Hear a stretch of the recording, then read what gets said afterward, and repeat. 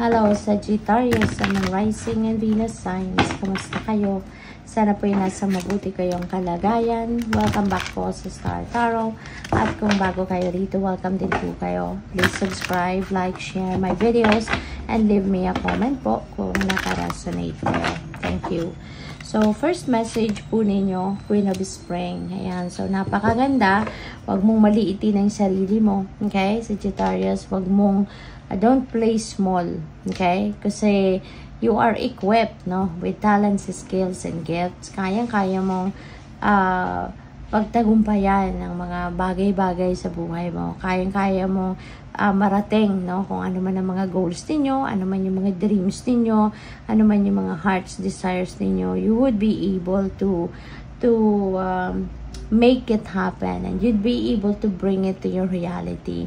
You will be able to manifest, no, your dreams or anything that you want to manifest in your life. Kaya wag mong i-underestimate ang inyong kakayanan. Okay?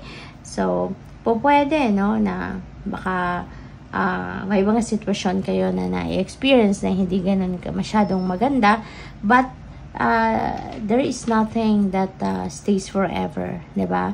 Lagi at laging nagbabago. Kaya even if yung mga sitwasyon ninyo, kunyari, sa una merong bumpy start, but sa una lang yan, ano? Just keep going. Wag mong isipin, ano, na medyo may lubak, agad kayong nasalubong, that's the end of it. Hindi, no?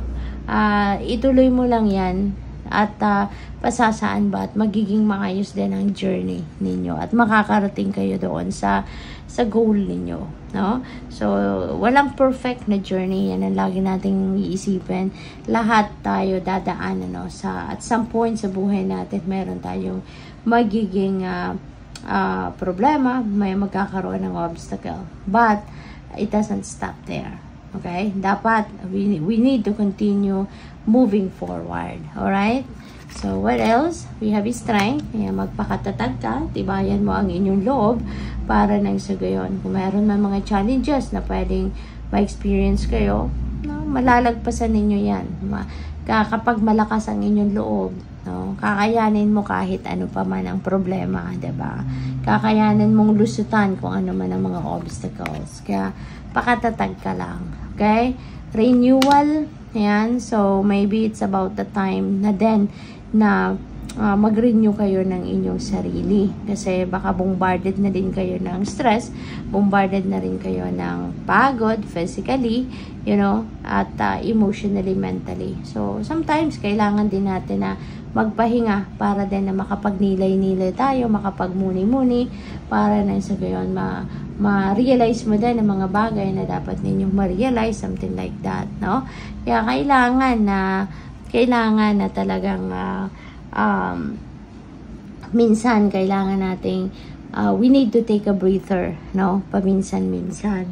And in this case, no, siguro it's a must na at this time para sa'yo. Kailangan mo nang gawin ito. Pwede na dyan sa pagmumuni-muni ninyo, dyan sa pagninilay-nilay ninyo, maybe there will be a realization, no, na nadadating sa isip ninyo na, teka lang, diba? Parang ito na yung gusto ko, diba? Masiguro mas magiging spiritually aware na kayo sa ngayon. Pwedeng mas magpo-focus kayo ngayon sa iyong spiritual life, yung gano'n, no? So, gano'n talaga ang buhay, no? Minsan, hindi natin ma-expect, hindi natin na-expect, pero yun ang nangyayari, no? So, who knows?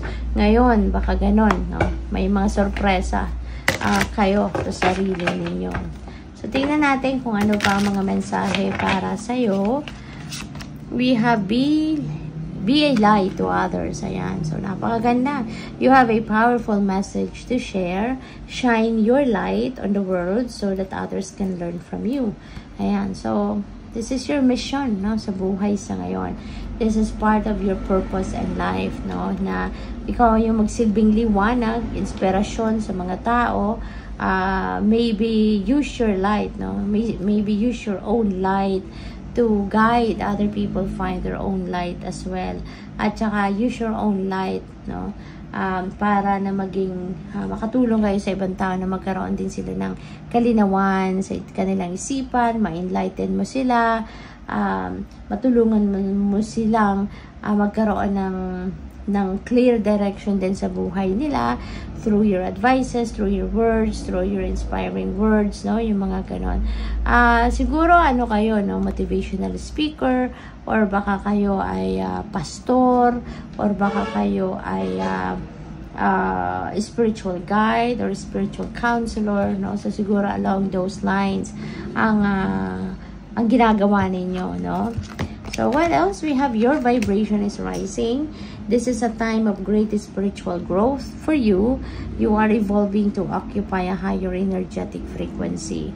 So definitely this is related to this renewal energy. Kasi parang ganun minsan, ano, pagising natin, diba? Biglang naiiba na yung takbo ng isip natin.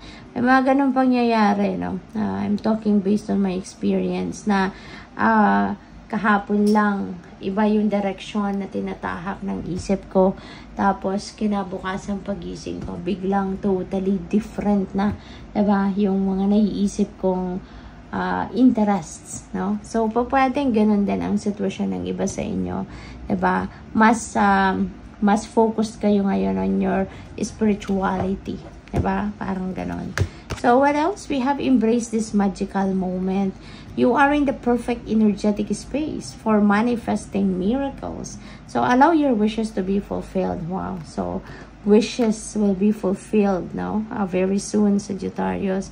Kaya napakaganda kasi mamamanifest mo na ngayon, no? Yung mga heart's desires mo, yung mga pangarap mo, yung mga dreams mo, you know, that is coming to fruition. So, nandoon kayo ngayon sa higher energetic frequency talaga.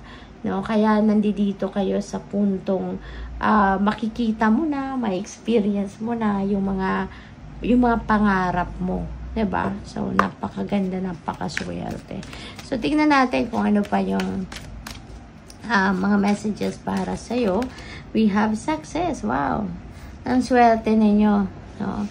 There is success na naghihintay sa inyo, and this could be success in anything, diba? Depende yan sa inyong sitwasyon. Pwedeng success ito sa trabaho, sa career ninyo, sa negosyo ninyo, sa relationship, sa pera, material na bagay. This could be success in anything, no? But yun nga, napakaswerte ninyo kasi mapagtatagumpayan ninyo kung ano man yung pinagsisikapan ninyo, diba? You have remain positive. Ayan. So, lagi-lagi, no? Strength plus remain positive.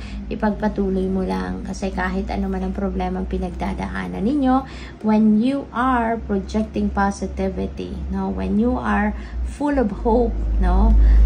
You are hoping for the best possible outcome. For sure, mabilis mong mahahanap ang way out, no? Mabilis mong mahahanap ang solution. What else? Abundance. Wow, napakaswerte mo, no? So, there is an abundance of money coming your way. Kasi, tignan mo yung vessel, yung golden vessel na hawak ng angel.